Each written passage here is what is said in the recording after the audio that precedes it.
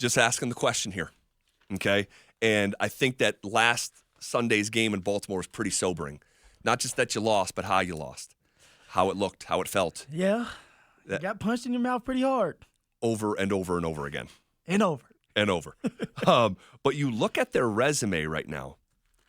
They have 5 wins. All right? They have 5 wins. They played the New York Jets week 4. Jets fired their coach. They played the Raiders week 5. The Raiders have benched their quarterback. They played the Saints week 7. The Saints have fired their coach. They played the Panthers week 8. The Panthers benched their quarterback. 4 of the 5 wins have come against teams that have already fired their coach or benched their quarterback at the midway point. Just That's crazy. It really is. And I'm just asking the question based on what we now with the benefit of hindsight, looking back at some of these teams and some of those wins, and the butt whooping that they took in Baltimore, and just sort of kind of like the Broncos are a bit under review, if I can say it like that. You know what? That's fair. That's fair, Zach, because of what you just listed. All right. But the thing about that is their problems are not ours. And some of the stuff that we witnessed after we played them, that's because we beat up on them. And so now it's like, hey, it's not working out. They lost multiple games like the Jets. Salah was out of there. All right. The Saints, Dennis Allen was kind of teetering being out of there a couple times before this year. It's true. And so that was the last straw, getting beat up by the Broncos on primetime Thursday night. So I guess you could say it's fair to say they're made out of sand. I don't like it because you're in the NFL. Right. You have the right to win just like anybody else. Totally. You go out there and you showcase it. You go out there and prepare like an NFL player is supposed to prepare. I'm not saying apologize for them. No. Apologize for the wins. You definitely don't apologize for the wins. No. But there's always context to reasons for things. In this case, for the Denver Broncos, we haven't had that strong of schedule to start with. Yeah. And so, yes, we were winning games, but then we got to see how it was to play against a true playoff contending team, a team that probably can win the Super Bowl if they stay healthy. And it just shows you really how far away we are, which is still okay. It is guys. okay. It is okay. We're in cap hell. We have a rookie quarterback. And I feel like we have to say this all the time, right? The weapons are just not there for Bo. The tight end position is just not there. The running backs are lackluster right now. They're not doing their part. The defense is playing above their heads, I should say, because they kind of got brought back down to earth against the Baltimore Ravens as well. Yep. So it's okay. We're in a situation where we're growing. We're developing young players, and we're not that bad, but also we're not that great. Right. But we're right there in the middle, and that's a good place to be when you have a young team. Yeah. No. And I think that's well said. I think that's well said. I think there for a second when they went on the run, when they won 5 of 6, it felt like the momentum of the narrative around the Broncos really started to grow, and I think it outgrew who the Broncos actually are at this stage. Like, I think probably right now the Broncos are somewhere between I'll say the 15th and 20th best team in the NFL right now. Yeah. But if you look at it, they're in playoff position. If the playoffs started right now, they'd be in it.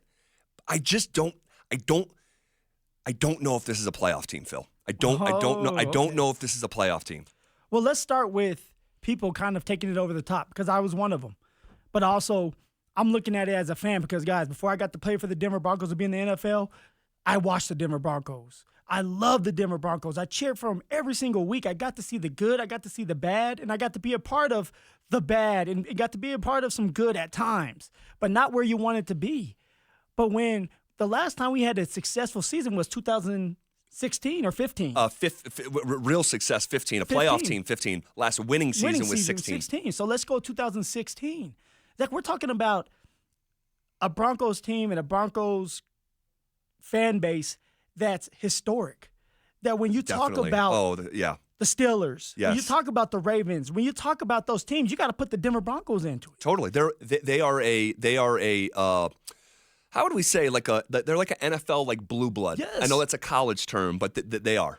And you said something earlier in the week or last week was like, we're thirsty, right? We got a taste of a drop of water. We're still thirsty for that excitement, for that moment again where we could feel that historic moment of we're the Denver Broncos. Yeah. And this is why. Yeah. This is what we do on a daily basis. This is how we run things. Where it's not unusual that Tony Romo and Jim Nantz are doing your game. Yes, it's just normal. You Right. wake up, you put your jersey on, and you get ready for a Sunday game. Get ready for a victory like it was with Peyton. You knew you were going to probably win almost every game. Yep. That's how it felt. Yep. And I think that we kind of carried it because we are winning these games. Sean is here, and he's had success as a head coach. All right, Bo Nix is doing some really good things, and we finally have a quarterback that we feel and we think, now at least for myself, think can be the franchise quarterback, and that's where it starts. Totally. You know, and so, like, there's hope there. But then you do get put back in reality and punched back down and said, okay, we're not where we need to be or where we want to be, but we're right where we can be, and we still have a chance in front of us with what we have going out there every single Sunday. Yeah, and I should have said this because I really mean this next part. When I say are the Broncos a house built on sand, I'm talking about like the believability of this current team. I believe what they're building, big picture, going back up to my seat, 10,000 feet there up. you go. Big picture, dude, it feels like this thing is being built on the firmest bedrock.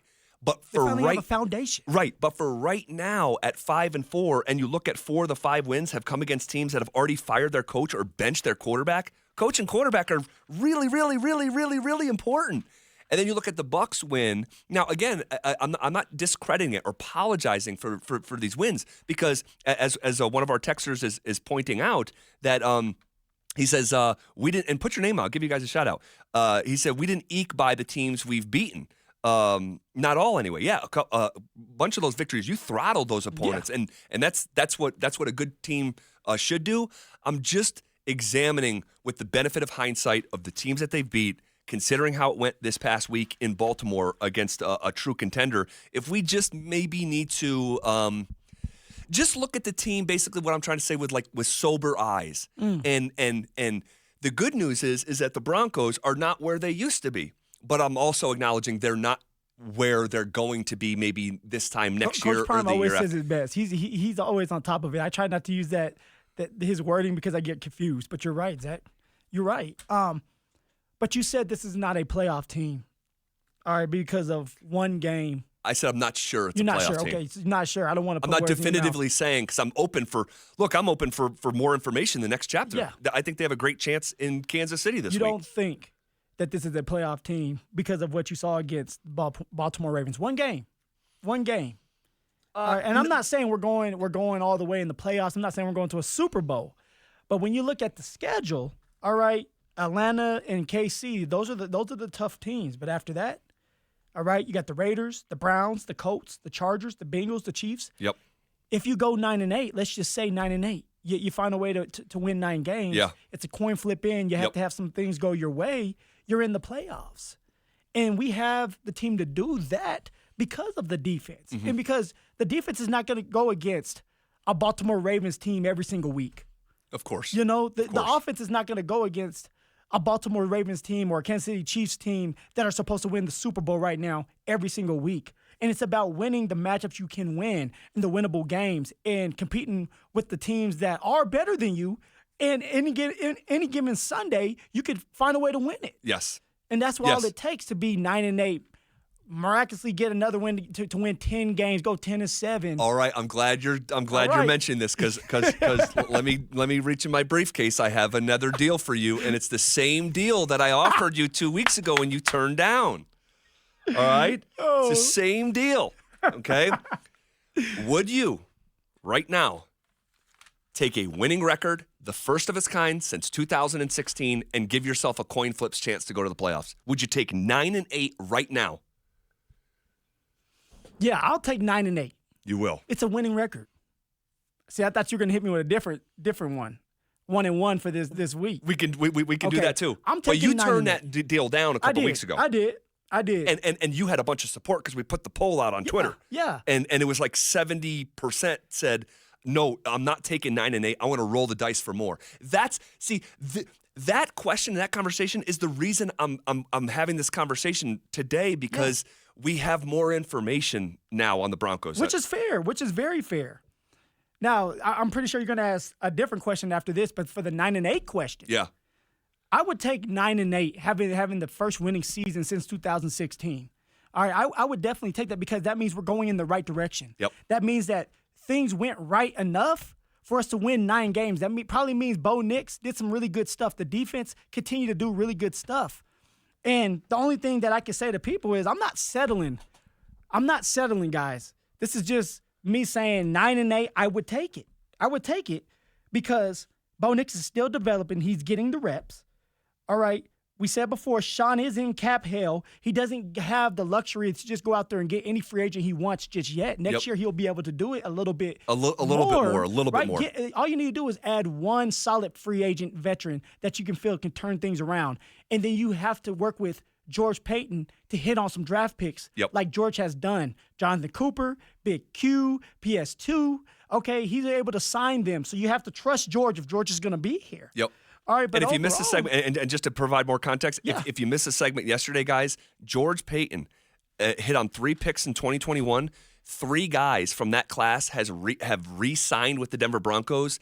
That's as many as John Elway's last 8 drafts. Sorry, keep going. No, that's good. Just context. No, it's good to know. And on top of that, Zach, you have a chance to win more than 9 games. But if you're saying, hey, Phil, 9-8 for this year, you have an opportunity to still get in the playoffs. Now, things have to go your way, but you still have a chance with a rookie quarterback? Right. All right, I'll take that 9-8. 9-8 after watching how Baltimore beat up on the Denver Broncos. And it let me know, okay, we're not there just yet. Yeah. But I'm very encouraged with Bo Nix. I'm very encouraged with our defense. I'm even encouraged with Sean because I'm truly feeling like Sean hasn't put his best foot forward with the offense he really wants because he doesn't trust the people around Bo and he doesn't trust Bo enough just yet. And that takes time. This is Sean's first time with a rookie quarterback. Yeah, first time ever. He started one rookie once during COVID when the entire room, and so he had to start Ian Book in a game that you played in. Yeah, and I was excited for that. On the other side. So yeah, it's look, I'm so wildly encouraged by what I'm seeing. Like big picture, I really am. And in terms of going 9-8, you have 8 games left on the schedule. You'd be going 4-4. All right, that includes the remaining schedule includes 2 games against Kansas City, a game against a tough Atlanta Falcons team who will be favored here in Denver. You have to play the Raiders again, but you got to go to Vegas to do it. You got to play the Chargers again, who already beat you, and you got to go to the L.A. to do it. You're going to go to Cincinnati and play Joe Burrow and the Bengals. So, man, if we walked away and for the pushback that I know I'm getting, all right. If we said in August that this team could go 9-8, and I put up a poll in August when the Broncos had a win total of 5.5, a rookie quarterback, and what Pro Football Focus said was the worst roster in the NFL, and you can have a winning record for the first time in freaking 2 presidential terms as we're getting out of election season, 2 presidential terms since the last time the Broncos had a winning season, and you stack all that adversity against Denver, and they go 9-8, dude, Sean Payton should be in the Coach of the Year conversation. Now, Zach, what I will not take, and if you offer me it, what I will not take, we still have 2 more games, 2 more tough games, Kansas City and Atlanta. Would you take 1-1? No. What? No. Because you can still get to 9-8 and lose both those games. So that's why I have to separate it. Okay. I'm willing to take 9-8. That's as far as I'm willing to go, buddy. Really? Yeah. So you would take 9-8, but you wouldn't agree to 1-1 as you're about to go to Arrowhead. Well, I'm about to explain why I'm not taking the 1-1. But also, guys, you got Raiders, Browns, Colts, Chargers. I think you can win all those games. You got the Bengals. That's up in the air. And then for the Chief game, we have to remember the Chiefs are undefeated. During this last game of the year, the Kansas City Chiefs might not be playing anybody. That's a good point. That might help you get to 10 wins, all right, or the 9th win, whatever the case may be. All right, so that's why I'm not going to take the 1-1 record for the next 2 games here. All right, what do we have to lose? What do we have to lose now? We weren't supposed to be in the playoffs. We weren't supposed to be a winning team, and we're doing it anyway with a rookie quarterback that's developing every single game. He's still trying to find himself. He's still trying to figure himself out. All right, the weapons. Cortland Sutton is doing some good things. Vele is young. All right, Troy Franklin is young. That's it. Lil Jordan Humphrey probably shouldn't be on the field. All right, let's just be honest. His reliability rating stinks. If he was an Uber driver and he was coming to pick me up, I'd be concerned. He was a practice squad player that got elevated and signed back there. That tells you a lot. All right, you have a solid offensive line that's going to be back again. But I'm not taking it because any given Sunday, you could win. You could beat one of these teams, Atlanta. You could beat Kansas City. All it takes. No doubt, Phil. All right, and I still have faith in the defense. The defense is doing some good things. So you would roll the dice. You would turn down my deal of 1-1, which would give you a winning record going into Week 12. Yeah. Because you want to go to Arrowhead and win and then beat Atlanta, and you feel that confident. Yes, I feel that confident. We are still in the thick of things. We are still in the thick of things. And all it takes is a couple turnovers and Patrick Mahomes not being healthy right now, and you win that game. You have some confidence going to Atlanta, and they're here at home. You win that game, and now we were looking at a team that's right back in the playoffs with like a 70% chance of going. Yeah. No, if they win the next two games, and by the way, I'm almost making myself sound like I'm not confident about this weekend. Man, I told you yesterday, dude, I already bet the Broncos on the money line, plus 325, in a teaser, plus 14.5, and catching 10 points. Like I am, and you look at Kansas City, and we've been talking about it for 2 months now. They're excellent, but they're not perfect. They're still human. The only thing perfect about them is their record. All right, who do they play after Denver? Do you know? Panthers. Do you know? Oh, Dante, you're pointing to me. Who does Kansas City play? Nope, the Panthers come after that. Okay. Dante, who does Kansas City play after the Broncos? Zach's Buffalo Bills. In Buffalo. Has that been a rivalry or what? Oh, that's going to be a big one. So you're undefeated. You're on a short week. Okay. You just went to overtime, and the game after you is they're Alabama if they're Auburn.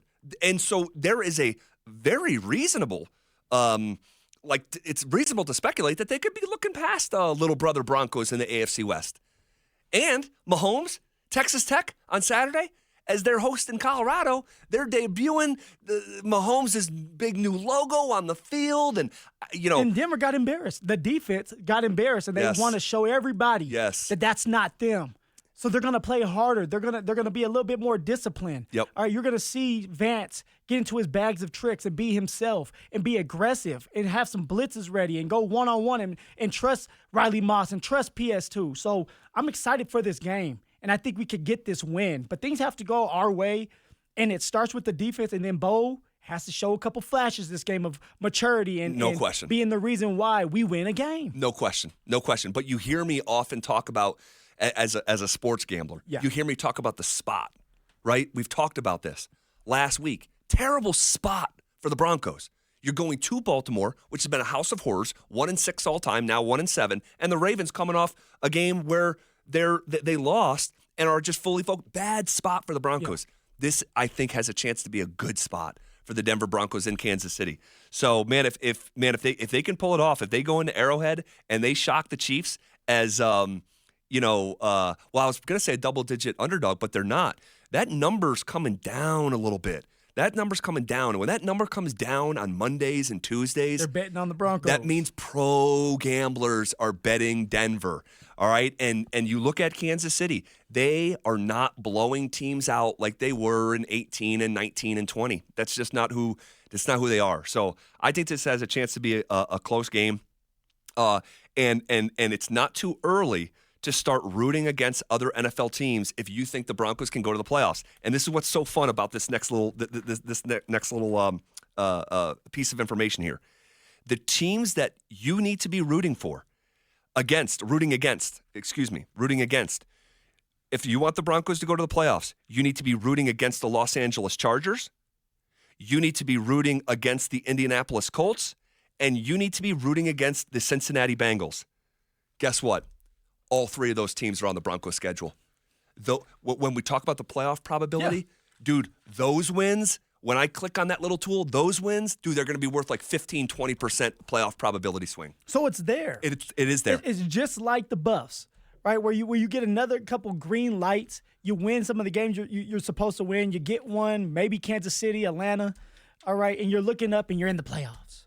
because that's what I want. I want Bo's development, and I want us to be good for a long time. I want that franchise quarterback, but I want us, Broncos country, Zach Bye, my family, I want us to be able to feel what it felt like back in 2015 when they were going to the playoffs and doing something. I just want to be able to have an exciting feeling in my body where